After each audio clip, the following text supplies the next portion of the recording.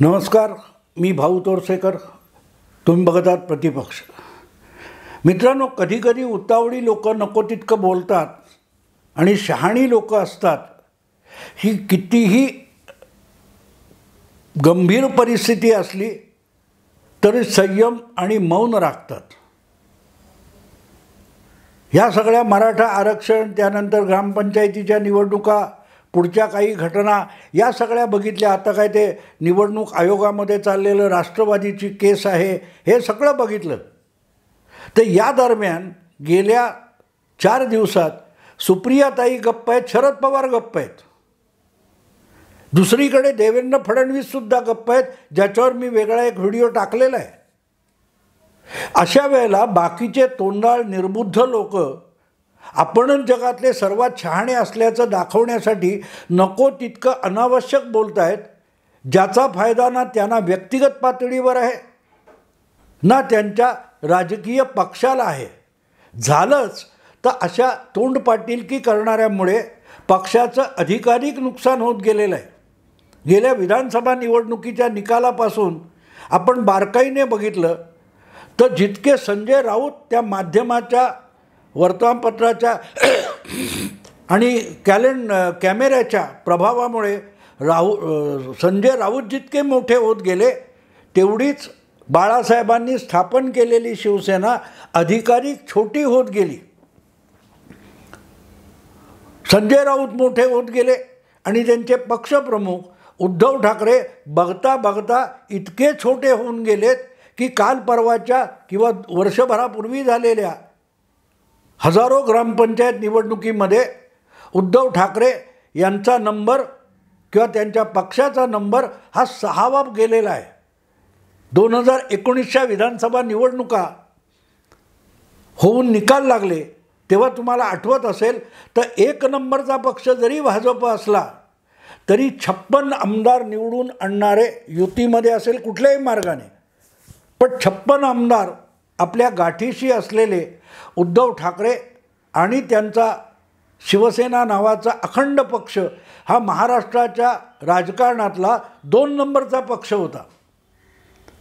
आज जवळजवळ 4 वर्षानंतर उद्धव ठाकरे आणि त्यांच्या पक्षाची अवस्था बघा की पक्षाचं नाव निशाणसुद्धा उद्धव ठाकरे यांच्या ताब्यात राहिलेलं नाही. आणि दुसरीकडे जे काय जो पक्ष फुटलेला म्हणून त्यांच्याबरोबर गट राहिला आहे त्याची अवस्थासुद्धा 6व्या क्रमांकाचा पक्ष अशी होत गेली.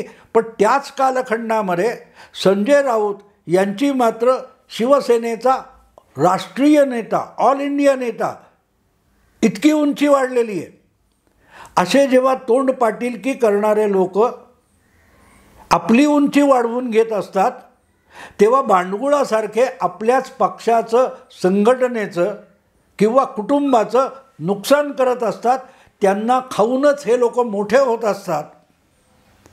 पण एक गोष्ट झालेली आहे, संजय राऊत यांचा आदर्श मानून अनेक जण इतके पुढे गेलेले आहेत की त्यांनी जणू काय कंबर कसलेली आहे की आपल्याला पक्षाने मोठं केलं आहे, पण आपल्याला इतकं मोठं व्हायचं आहे की आपल्याला आता स्वपक्षाचंच रक्त शोषण करून पक्षाला मारून टाकलं पाहिजे तर आपण मोठे होऊ. ह्याच्या आधीची उदाहरणं आहेत. नितीश कुमार जनता दल युनायटेड म्हणून जॉर्ज फर्नांडिसपासून सगळ्यांना बाजूला करता करता नितीश कुमार हे सातत्याने मुख्यमंत्री राहण्यासाठी त्यांनी स्वतःच्या पक्षाची किती नासाडी केली हे आपल्यासमोर आहे. चंद्राबाबू आहेत, त्यांनी TDP संपवला, अशी अनेक उदाहरणं देता येतील.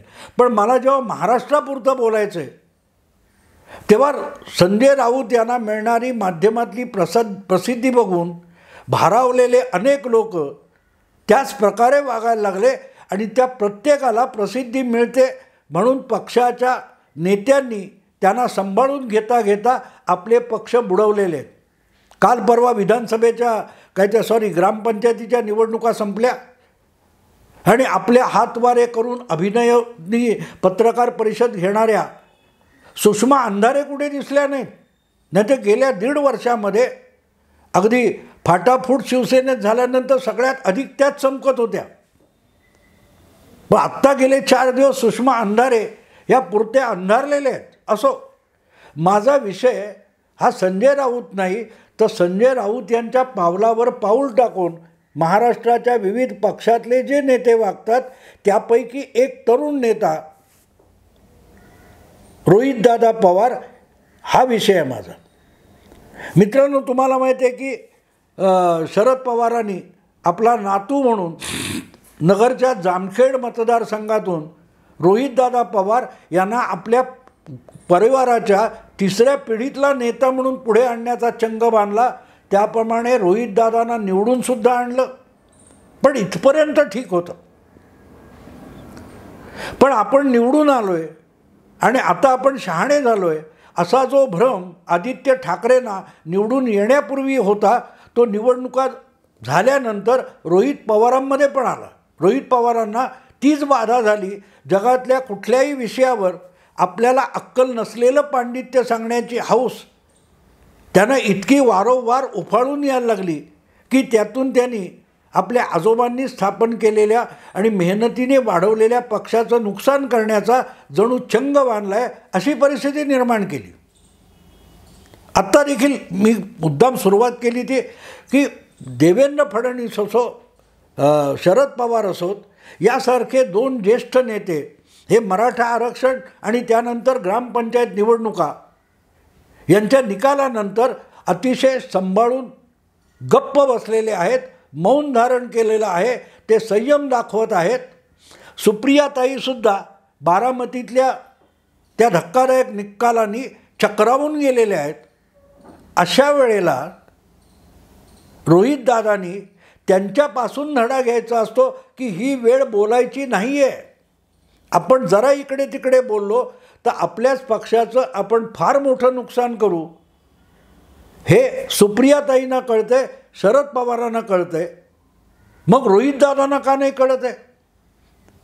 पण आपण बोललो नाही तर मग आपल्यावरचा प्रसिद्धीचा झोत निघून जाईल आणि आपण पुढल्या वेळेपर्यंत टिकू की नाही ही जी असुरक्षतेची धारणा असते, त्यामुळे असले बुद्धी कमी असलेले लोक अधिकाधिक तोंडाचा उपयोग करतात आणि रोहितदादांनी ग्रामपंचायत निवडणुकीनंतर तेच केलं. कशीबशी आजोबाच्या आशीर्वादाने आणि कृपेने आमदारकीची एक साधी निवडणूक लढवलेला आणि जिंकलेला हा तरुण काल परवाच्या ग्रामपंचायत निवडणुकीनंतर काय पांडित्य सांगून गेला. हां, ठीक आहे, ग्रामपंचायतीच्या निवडणुका वेगळ्या असतात, विधानसभा लोकसभेच्या निवडणुका वेगळ्या असतात.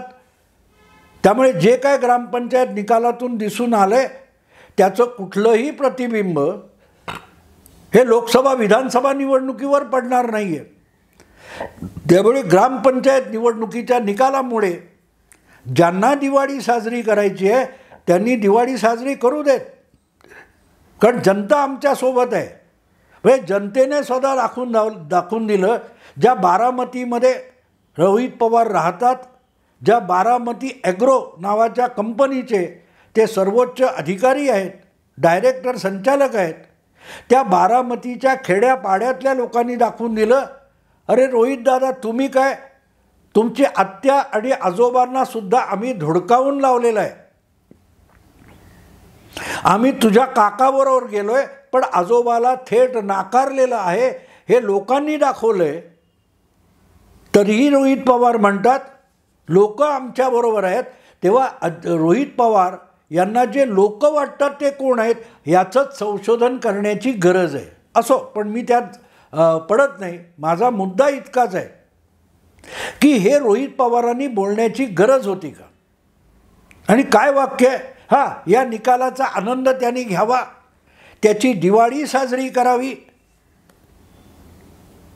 हा टोमणा जसा महायुतीतल्या सत्ताधारी पक्षाला होता तसाच तो महायुतीच्या सत्ताधारी गटामध्ये सहभागी झालेले उपमुख्यमंत्री अजितदादा पवार यांनासुद्धा होता. जणू काय आपल्या पुतण्याने आपल्याला दिवाळी साजरी करायला सांगितली. हे ऐकून अजितदादांनी ताबडतोब दिवाळी साजरी करून टाकली.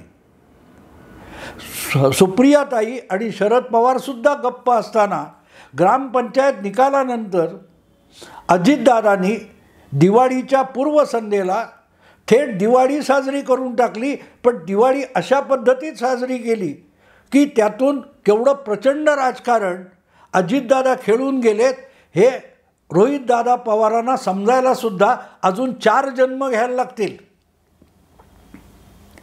अजितदादांनी आपल्याला काही डेंग्यू झाला आहे त्यामुळे आपल्याला डॉक्टरांनी सक्तीची विश्रांती घ्यायला सांगितली आहे आणि त्यामुळे लोकांपासून दूर राहावं लागतं, लोकांच्या सहवासात येता येत नाही, मास्क लावावा लागतो वगैरे वगैरे सांगणारं पत्र हे ट्विटरवर काय कुठे टाकले, सार्वजनिक पब्लिक डोमेनमध्ये टाकलेलं आहे. पण त्याची भाषा आणि त्यातले मुद्दे जर तुम्ही बघाल, अजितदादांनी ज्या त्रोटक एक परिच्छेदाची जी प्रतिक्रिया ग्रामपंचायत निकालानंतर दिलेली आहे ती फार महत्त्वाची आहे की यंदाची दिवाळी तुम्हा लोकांबरोबर साजरी करता येत नाही, लोकांना भेटता येत नाही, याचं दुःख आहे. पण याच पत्रातून आणि याच जाहीर प्रतिक्रियेतून मी सगळ्यांना दिवाळीच्या शुभेच्छा देऊन टाकतो. सगळ्यांना दिवाळी सुखा समाधानाची जावो असं जेव्हा अजितदादा त्या सोशल मीडियात टाकलेल्या प्रतिक्रियेमध्ये म्हणतात, त्याचा अर्थ रोहितदादांना कळला तरी आहे का? अर्थात माझ्या मते तो कळणार सुद्धा नाही, कारण पवार खानदानात कदाचित इतका निर्बुद्ध दुसरा कोणी जन्माला आलेला नसावा. आपल्या उपमुख्यमंत्री काकांनी त्या एका परिच्छेदामध्ये किंवा 100 शब्द पण नसतील अशा प्रतिक्रियेमध्ये नेमकं काय सांगितलं आहे हे अजितदादांना माझ्या मते कळलेलं सुद्धा नाही. काय सांगितलं आहे मित्रांनो?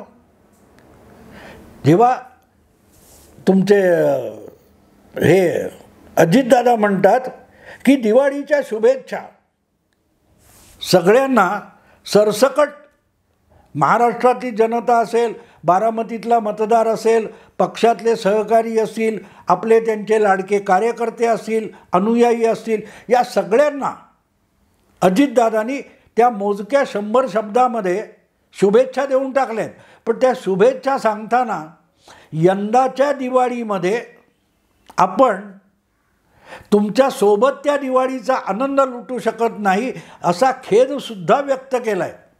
आणि इथे एक गोष्ट लक्षात घ्यावी लागते की तो खेद हा कार्यकर्त्यांपुरता नाही आहे, तो खेद हा प्रामुख्याने एकूण पवार परिवारासाठीचा आहे.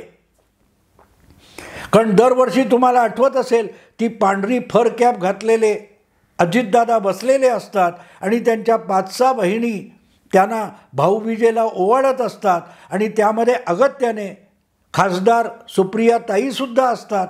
आणि तो फोटो सगळीकडे मुद्दाम दाखवला जातो किंवा जमेल तर त्याचं चित्रण करून वाहिन्यांवर दाखवला जातो, हे तुम्हाला माहिती आहे. आणि खुद्द पवारसाहेबांनी सुद्धा अनेकदा त्याचा उल्लेख केलेला आहे ही पवार परिवाराची दिवाळी बारामतीमध्ये वर्षातून तो एक दिवस असतो की सगळा पवार परिवार हा एकत्र असतो, एकजूट असतो आणि एकत्रितरित्या आम्ही दिवाळी साजरी करतो. अजितदादा सांगतायत की या दिवाळीला मी परिवाराबरोबर असणार नाही. ज्या परिवाराचे प्रमुख म्हणून शरद पवार हुकूमत दाखवत असतात त्या परिवाराने साजरा केलेल्या दिवाळीमध्ये मी तिथे उपस्थित राहू शकणार नाही याची घोषणा अजितदादांनी करून टाकलेली आहे.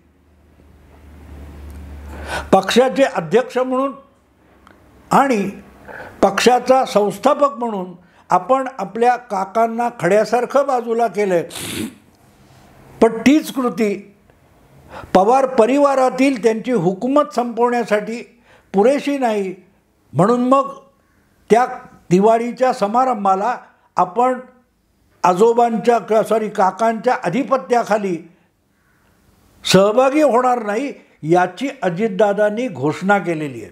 आणि म्हणूनच ती जे काही 100 शब्दापुरतं मर्यादित अशी ग्रामपंचायत निकालानंतरची अजितदादांची प्रतिक्रिया आहे ती राजकीयदृष्ट्या अतिशय बहुमोलाची आहे, अतिशय बहुमोलाची आहे.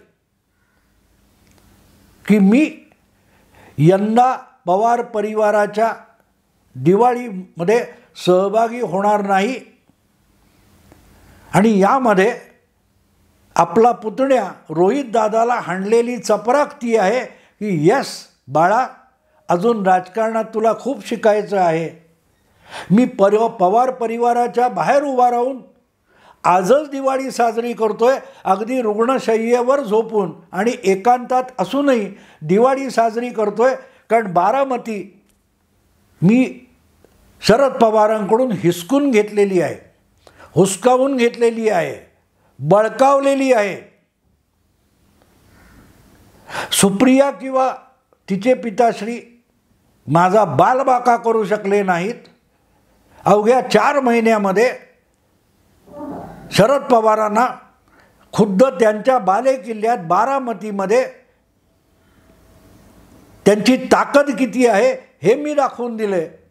ज्यांच्या मेहरबानीवर तू जामखेडमधून निवडून आलास, त्या जामखेडमध्ये सुद्धा तुला आता भवितव्य उरलेलं नाही.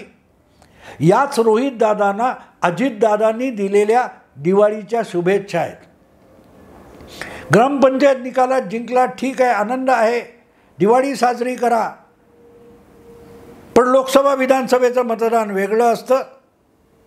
अशी जी तोंडपाटीलकी रोहितदादांनी केली, त्यांना अजितदादांनी थेट शब्द न वापरता दिलेला हा इशारा आहे की या ग्रामपंचायत निवडणुकीत सुप्रियाला दणका दिलेला आहे आणि तिच्या जीवाला पुढली लोकसभा किती अवघड आहे असा घोर लावलेला आहे. बाळा, तू अजून खूप लहान आहेस रोहित, सावध हो. जामखेडमध्ये सुद्धा तुझ्या बुडाखाली किती सुरुंग लागले तुला पत्ता नाही. आणि म्हणूनच तुझ्याबरोबर, सुप्रियाबरोबर आणि काकांबरोबर मी दिवाळी साजरी करायला सहभागी होणार नाही. हे अजितदादा त्या अल्पशा सोशल मीडियातल्या प्रतिक्रियेवरून सांगतायत की इतिहासात पहिल्यांदा हा शरद पवारांचा पुतण्या परिवाराच्या एकत्रित साजऱ्या होणाऱ्या दिवाळीच्या समारंभामध्ये सहभागी होणार नाही आहे. सांगायला डेंगू वगैरे कारण सोपं असतं, पण मुद्दा लक्षात घ्यावा लागतो. राजकारणातली माणसं श्वास घेतात किंवा कुठलाही शरीर धर्मसुद्धा करतात, त्यामध्ये सुद्धा राजकारण ओतप्रोत भरलेलं असतं. आणि अजितदादा हे अशा कृतीमधून आपणही काकांच्या इतके नसू तरी काकांच्या बरोबरीला जाऊ शकतो इतके मुरब्बी राजकारणी आहोत, हे एका प्रतिक्रियेतून सांगतात. अजितदादांची ती प्रतिक्रिया म्हणून बारकाईने वाचा. त्यातला एकही शब्द थेट राजकारणातला म्हणून तुम्हाला बोट ठेवता येणार नाही. पण ती सगळी प्रतिक्रिया एखाद्या चरकात उसासारखी घालून रस काढायचा प्रयत्न केला तर त्यातून जे राजकीय अर्क तुमच्या हाती लागतं ते फक्त राजकीय आहे. आपण लोकांबरोबर दिवाळी साजरी करणार नाही, ती लोकांबरोबर साजरी करणार नाही, म्हणजेच परिवाराबरोबर साजरी करणार नाही, सुप्रिया, शरद पवार आणि रोहित बरोबर असणार नाही, हे अजितदादा सांगतायत. पण त्याच वेळेला तेच अजितदादा जय आणि पार्थही त्यांची मुलं किंवा सुनेत्रा वहिनी यांच्याबरोबर दिवाळीत असणार आहेत. म्हणजे यानंतर एक वेगळा पवार परिवार तयार झाला आहे याची अजितदादांनी ही अप्रत्यक्षरित्या केलेली घोषणा आहे. समझने वालों को इशारा काफ़ी होता है. आणि म्हणून ग्रामपंचायत निकाल लागल्यानंतर हां एवढ्याशा विजयांनी दिवाळी साजरी करा असं उपरोधिक बोलण्याचा जो आगाऊपणा रोहितदादांनी केला त्याची गरज नव्हती. कारण त्याला उत्तर देता देता अजितदादांनी थेट शरद पवारांना दणका दिलेला आहे. केलं कोणी? रोहितदादांनी. फटका बसलाय सुप्रिया आणि शरद पवारांना. रोहितदादांना बोलण्याची गरज होती का? विचार करा. अर्थात रोहितदादा बोलले म्हणून अजितदादांनी ही प्रतिक्रिया दिली असं मी बिलकुल मानत नाही. पण रोहितदादांनी दिवाळी साजरी करा म्हटलं आणि अजितदादा आपण वेगळी चूल मांडून वेगळ्या छपराखाली दिवाळी साजरी करणार आहोत, आपला पवार परिवार वेगळा झाला आहे याची घोषणा करतायत. याकडे लक्ष द्या मित्रांनो. आत्ता इथेच थांबतो. आवडलं लाईक करा, शेअर करा, सबस्क्राईब करा. नमस्कार.